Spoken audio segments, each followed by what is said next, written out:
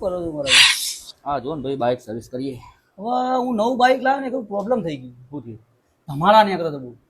બતાવો જોઈ લઈએ. પણ દવા એવું નહીં ને, આજુબાજુ વાળાને ધમાડા નીકળે, બાઇક માં નહીં એટલે નીકળે. આટો યાર જો એક વાત કહું, એનું સોલ્યુશન ખરું કઈ? કંપની ફોલ્ટ એ રહેવાનું.